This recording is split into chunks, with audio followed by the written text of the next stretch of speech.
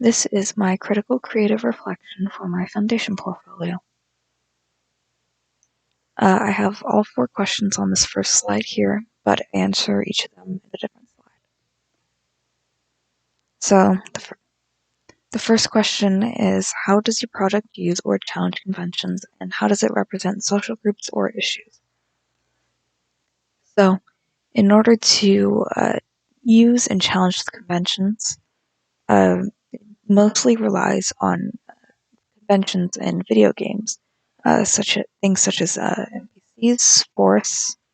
A little detail is the fence behind us as we're filming. We kind of use that as like a game barrier. If you look at the map during that freeze frame as well. So things like the map, the game barrier, how the game typically intros the character, how the plot usually works.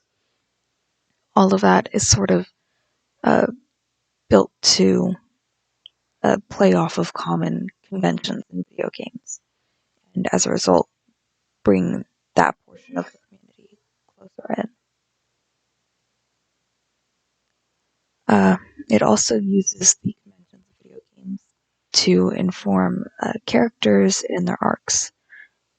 So Elizabeth, her kind of arc was formed by the concept of video game villain twists, and how a lot of times video games also have you fighting some sort of like evil emperor or evil queen. A lot of RPG games have you or fantasy games have you kind of overthrowing some kind of ruler. So I wanted to combine those two kind of ideas of the twist villain and the overthrowing ruler. So, as well as that, we have communities and social groups. So, communities with the gaming community. It is a very male-dominated market, so I kind of wanted to deviate from this. So, I used an all-female cast in order to kind of subvert this idea that men are like the main consumers of gaming, because while they are, there is definitely still a female fan base, and that isn't really shown unless the woman is there as a love interest. I was going to have people of color act in this, but unfortunately, both of them dropped out at the last minute. One was due to band scheduling repractice, or band practice rescheduling, and the other was due to a chipped tooth. But both were unable to make it to the filming, so instead, we had to use me and my other friend. So there is no diversity in that aspect, unfortunately. So it does represent some common social group issues, mostly with teens nowadays. So it has become a lot more prevalent in modern day society, where children are growing up with what a lot of adults call a video game addiction.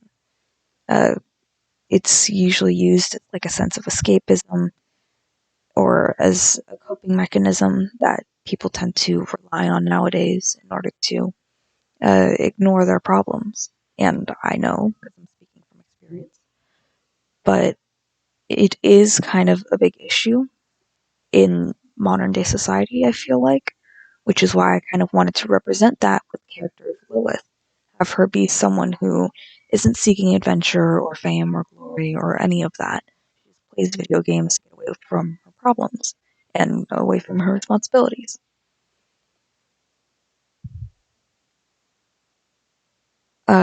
The final kind of thing of note here is that some conventions are used from the comedy genre. Not really a lot, because while this was initially intended to be a comedy, it sort of deviated from that a lot more as time went on and as like the project started developing. But there are still definitely some remnants of it there, such as like the comedy camera shots or the juxtaposition or contrast between uh, the demeanor of Lilith and Elizabeth. So that's question one. Question two, how does your product engage with audiences, and how would it be distributed as a real media text? It typically engages through the acknowledgement of video game tropes, uh, sort of letting the reader, or sorry, letting the viewer say to themselves, "Oh, hey, that's funny. I noticed that same thing throughout video games." Things, for example, like the overthrow evil plot that I mentioned before, as well as the quote-unquote helpful NPC guide. Uh, that can kind of be seen with games like Pokemon, where they have some person guiding you through the introduction of the game and sort of being as helpful and nice as possible. And this is kind of represented with Elizabeth, giving you a map and telling you where to go and what the situation is. There's also a minor use of comedy conventions, like I mentioned before. Just a couple of things like like the bright lighting, the colors, like the bright colors, and the primary colors as well. And that's pretty much the most notable uses of conventions. As for how it would be distributed as a real media text, uh, it would likely be in theaters and then to buy and stream, like most modern day releases. And it would be targeted towards a younger female audience, more towards the teenagers range, because that's kind of the group that's mostly playing these, like, it's the group that's playing these games is the teenagers, but also there aren't very many uh, video game type movies where there's a lot of women involved or a lot of women taking leading roles. And because of that, I feel like having a majority female cast would appeal to that female audience who want to see themselves like on TV, like represented properly. And that female cast would likely be one of its main selling points. And I feel like it might be the movie might be marketed with things like outfits. Action figures are actually pretty common nowadays uh, for live action movies, and that's a very popular way that live action movies tend to sell merchandise nowadays. Action figures. So for question three, how did your production skills develop throughout this project? There were several things I wanted to take note of here. Uh, the slide's kind of barren, but that's mostly because I have everything in my notes instead. So, as for editing goes, it took me a while, like 3 hours to get through editing that whole thing, even though it was only 2 minutes. And part of the reason why is because I'm not very experienced with editing. I've done it a couple of times before, but usually for much smaller, much more minor projects. Specifically in this class, I remember earlier this year, the one that probably took me the second longest, maybe took me an hour and a half, and that was a sound art assignment. And this one was definitely challenging in that aspect, because not only did I have to deal with multiple layers of sound, I also had to deal with multiple layers of video at some points, and then like lining up the videos where they actually went, and combining all that sound in a way where it wasn't intrusive, having to change all the volumes, figure out how to do that.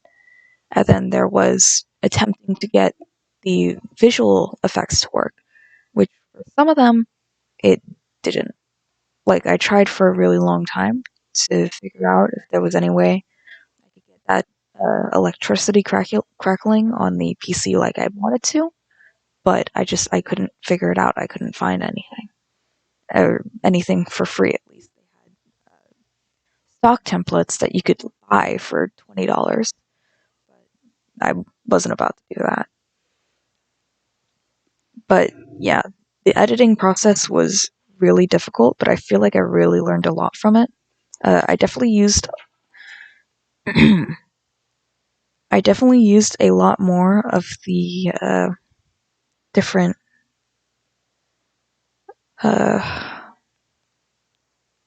sorry. I used a lot more of the different video effects than I usually would with this project. A much larger variety of them. So, another thing I wanted to talk about here was storyboarding. With the initial storyboard that I did, I posted it on here as well because I wanted to show kind of the progress from that first one to the second one. The first one, it took me a really long time to get just a few frames done, and that was because I was trying to be too detailed with it. I was trying to focus on every little thing and make it exactly perfect, like frame perfect with the advertisement we were shown to base it off of. And that did not work out well in my favor. I ended up not finishing the storyboard when I should have, which was kind of like a lesson for me in terms of how much time you should be spending on the storyboard. So for this storyboard, when I actually did my final one for my project, I essentially just stuck to stick figures and general directions and line numbers. Pretty much the whole thing was just a general, hey, this is where the camera's going to be facing, this is which character it's going to be facing at. If we're doing something fancy, maybe I'll say, oh, it's looking in this direction, or it's doing a slight zoom in, or a dolly, or something like that. But for the most part, I kept it as simple as I possibly could. I didn't want to spend another year just doing the storyboard again. So I feel like that was kind of a learning experience for that as well. Then we had the script writing, which I found kind of interesting because I like writing, and I do writing sometimes as in my free time as a hobby. But I mostly specialize in things like backstories, world building, character arcs, and most notably, descriptive writing. I tend to steer clear of dialogue, it's just not my thing. And I have a lot of trouble just writing dialogue. This was good practice for attempting to get better with that. It is definitely a weak point in my writing ability. So having to write a whole script of exclusively dialogue was definitely helpful in trying to improve that skill.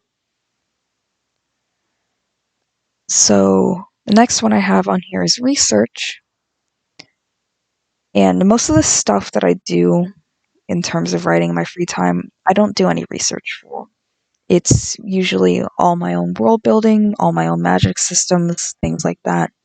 So there's really no need for me to do any real research. But researching in writing is definitely a very good skill to have. And it's good that I was able to kind of hone that a bit more with this project and kind of be forced into the track of trying to look for more information and look for more information and gather as much information as I possibly could before I actually finalized anything. I also don't tend to share my writing with others, so there's no real audience.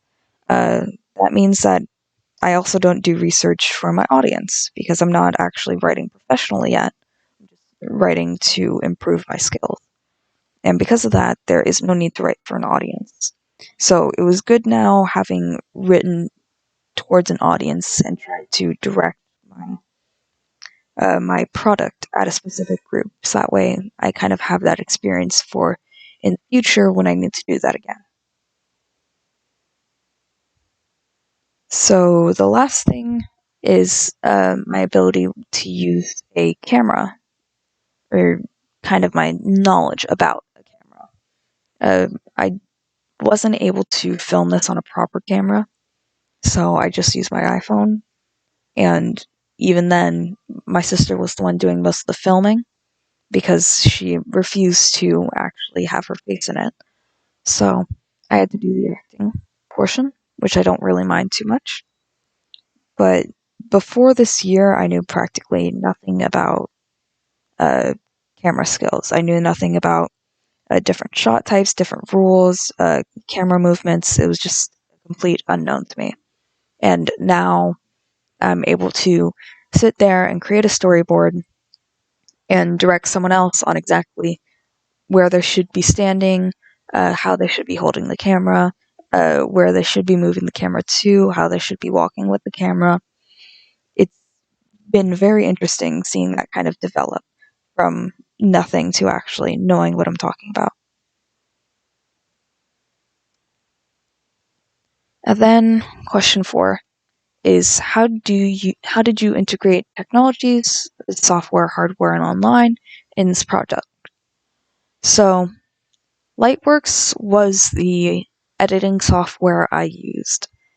I've been using Lightworks for a little over a year now, and it is still one of the most frustrating editing softwares to date, but it's free and I've gotten used to it over the other ones that I used to use, so I continue to use it, but there are a lot of times where I wish I'd never chosen to use Lightworks because it can get very frustrating sometimes. Uh, there was a lot of Googling on how to do certain things, how to implement certain things, how to remove, how to change this and that. So, as much as I hate it though, it does give a good product in the end. And once you kind of understand the weird structuring of it, it does work pretty well. As for what camera I used, I already mentioned before, I filmed it all on my phone, in iPhone 8s, I believe. Uh, the interesting thing about that, though, was I used a USB cord in order to transfer the data from my phone to the PC, so that way I could avoid the issues that I usually have when filming projects on my phone, which is that it gets incredibly blurry. Like, so bad that you can't even see what people's eye color is at a point. It's really, really bad whenever I transfer it onto the PC because in order to do that, I usually email it to myself and then I copy the pictures over or download them from that email and then I edit them or the video or whatever it might be at that time. This time I decided to try and look up alternatives since it was going to be a final project and I wanted to create as best of a product as I could. So I ended up looking up and I found out that you could just use a USB cord, plug it right into the computer, and take the images off of your phone, download them onto the computer. And while it is still a little bit blurry, definitely not the same quality as it was on the phone, it is significantly better than the issues it was giving me before with the absolutely horrid quality. So that was a really good improvement there. As for online technologies, uh, like I mentioned before, there was a lot of looking things up. And then there's also the music that I used in the uh, in the film. It was kind of background music, very low volume, which again, the volume switching needs an overhaul in Lightworks. I'm just saying. But I managed to find the music online. I have the link there. Uh, they said that anyone is able to use it so long as credit is given. So, credit is given here, credit's given at the bottom of the YouTube video. And yeah, that's it.